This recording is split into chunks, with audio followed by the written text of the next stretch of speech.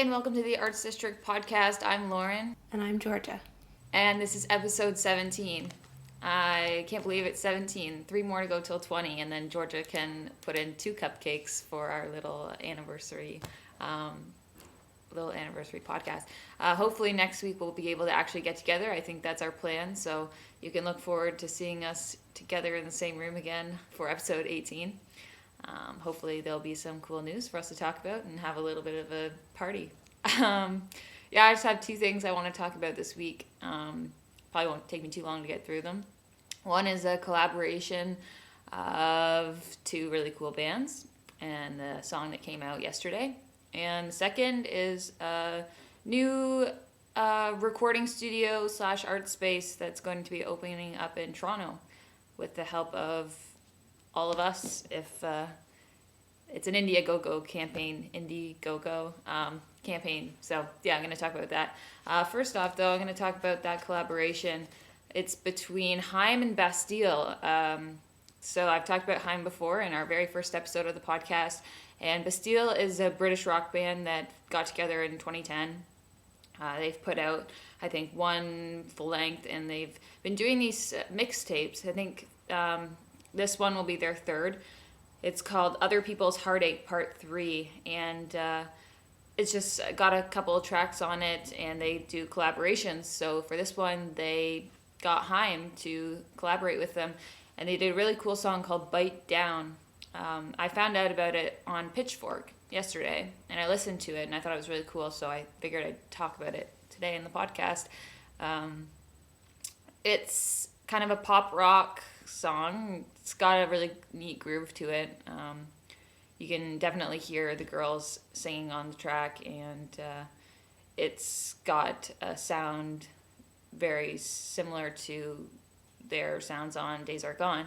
I'm not that familiar with Bastille, so I don't know if that's what a lot of their music sounds like or not, but I'm interested in hearing them after hearing this track.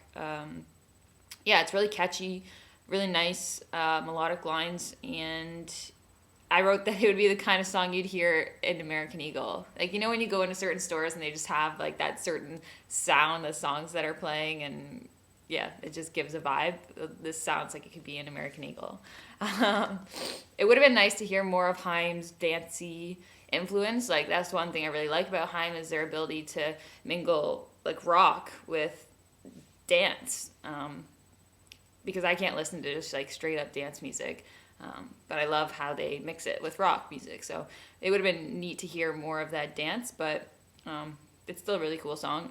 We'll definitely play it, a little clip of it in the podcast, and I'm going to throw the link into the Pitchfork article that I read. You can just Google Bastille and HAIM Bite Down, and there's tons of websites that have it up for streaming. Pitchfork was just the one that I was looking at. So it's a neat little story behind the song. They recorded it all in one night in a span of like 3 to 4 hours. Apparently they had spent the whole day at the bar, and this was the product of that day. Danielle from HAIM is playing guitar on it, and Esty did some bass, and the singer of Bastille, Dan Smith, did a lot of the programming for it, and of course they're all singing on it. It's really neat to hear. Neat to hear a new track from the girls of HAIM. And yeah, the entire mixtape will be released on December 8th. So this is just kind of a little teaser sample of what's to come with the rest of the mixtape. I'm definitely interested in hearing more of it. So maybe after the 8th, I'll get my hands on a copy of it and we'll have a little listening party of the other tracks on it. Well, yeah, I just wanted to mention that because everyone knows I like HAIM, and any chance to hear some new music from them, I'll definitely be all over it. So, that was that. Enjoy the clip. Bite down into me. Bite down into me. You better sink your teeth before I disappear. Bite down into me. And next I'm going to talk about this thing that I actually found out about through a group that I'm in on Facebook.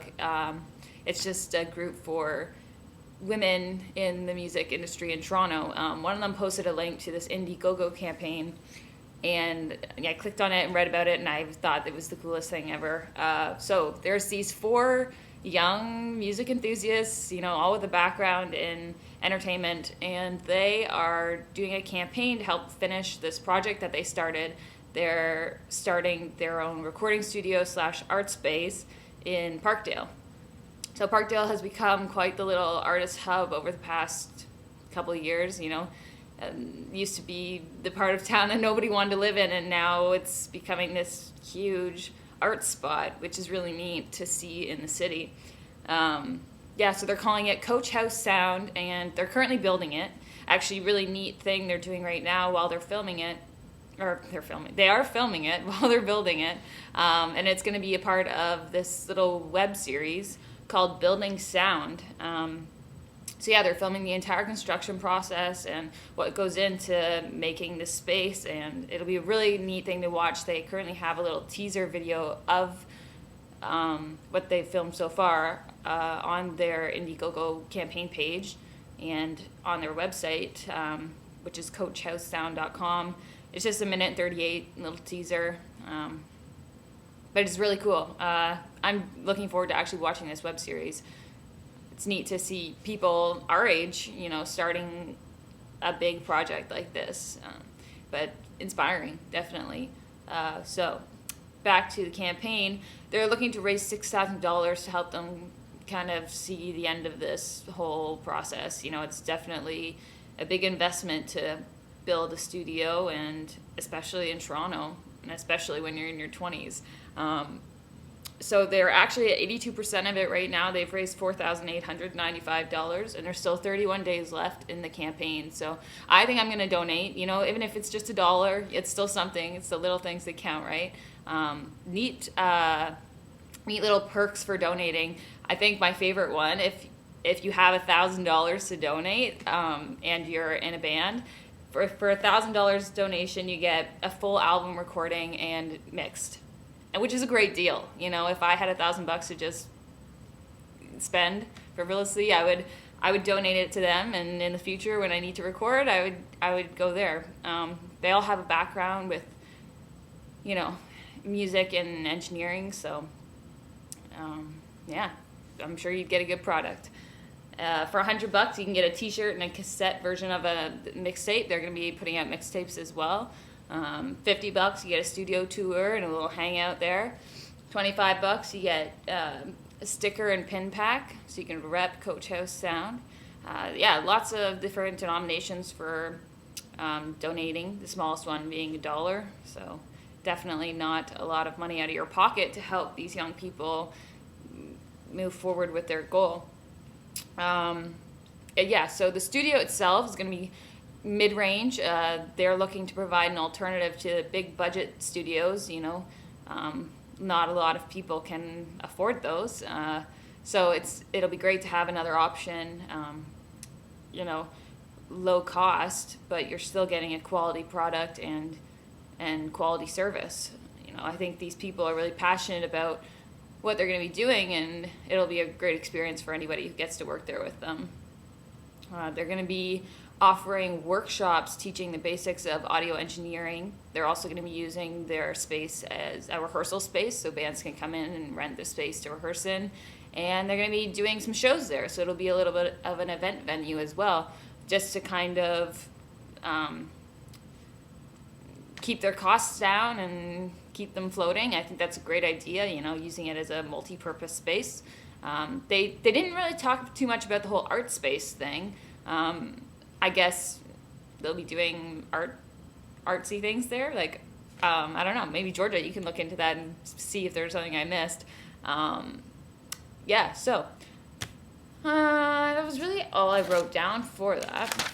But yeah, so check it out. You can actually follow them on Twitter too at Coach House Sound. And I noticed on their website that they have links to a Facebook page and Instagram and all that jazz and social media. So definitely I'll throw up the link to the Indiegogo campaign and you can check it out. And please donate $1 even. Like, it's just $1. And let's help these young people get to their goal. So far it looks like they're on the right track, and they'll probably reach the $6,000 before the end of the 31 days. Somebody already donated $1,000. I noticed it was like you get a plaque and you're named as an executive producer on something on their web series, I think it was. So somebody donated $1,000 and there was only one of those available, and it's sold out now. So that's great. Really cool to see.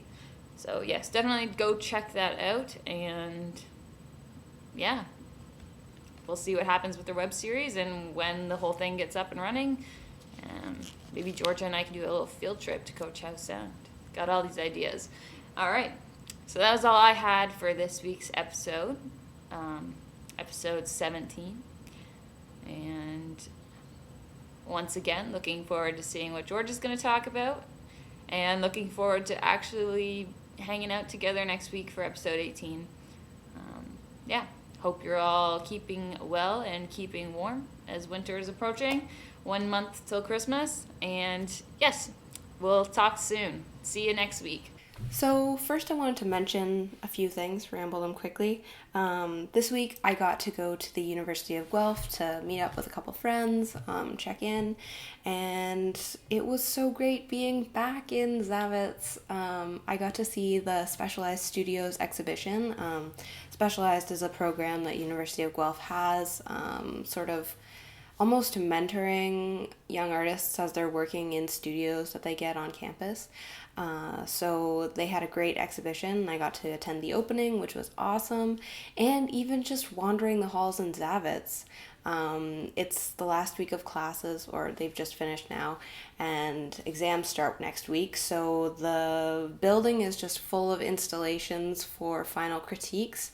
And it just got me thinking that if you're looking to see artwork from young up-and-coming artists, why not go to universities and just wander the fine arts buildings, and you'll be able to see lots of installations, especially in the next couple weeks before everyone is finished for the semester. So I definitely recommend doing that. Get out and see some young art.